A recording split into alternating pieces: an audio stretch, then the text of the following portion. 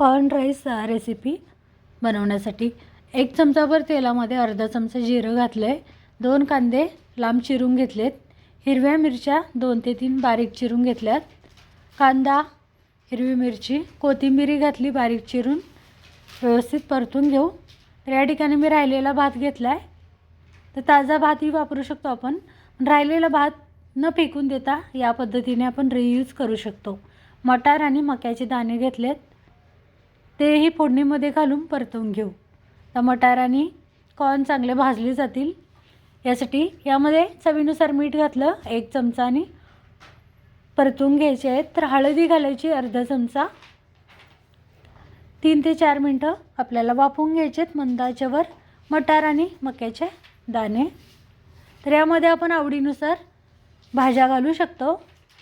तयार पुलाव मसाला घातला 1 चमचा. ते या मसाल्यामुळे राईस जो आहे तो मस्त असं चवीला बनतो.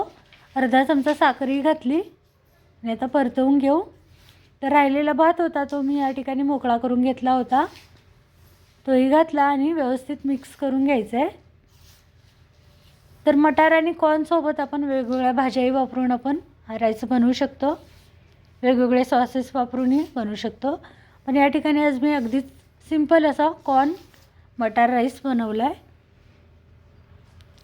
अगदी सगळ्यांना आवडेल असा हा राहिलेला भात फेकून न देता सगळे मागून खातील असा राईस बनला जातो. तर या पद्धतीने रेसिपी नक्की ट्राय करा. चॅनलवर नवीन असाल तर चॅनलला सबस्क्राईब करा. व्हिडिओ आवडला तर लाईक करा. मित्रमैत्रिणी नातेवाईकांना शेअर करा. शेवटी अर्धा लिंबू पिळून घेतला आणि मिक्स करून घेऊन या ठिकाणी मस्त असा कॉर्न मटार राईस तयार आहे.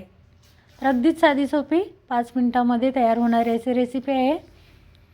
राहिलेला जो आपला भात असतो जो फेकून न देता या पद्धतीने आपण त्याचा रियूज पुन्हा उपयोग करू शकतो आणि आपला पोटभरीचा असा हा नाश्ताही म्हणू शकतो आपण. तर व्हिडिओ आवडला तर लाईक करा. कसा वाटला ते नक्की कॉमेंटद्वारे कळवा. तर पुन्हा भेटूया अशाच नवीन रेसिपीसोबत. तर शेवटी थोडीशी कोथिंबीर घातली आणि मस्त असा आपला कॉर्न राईस तयार आहे. तर पुन्हा भेटूया अशाच नवीन रेसिपीसोबत. धन्यवाद.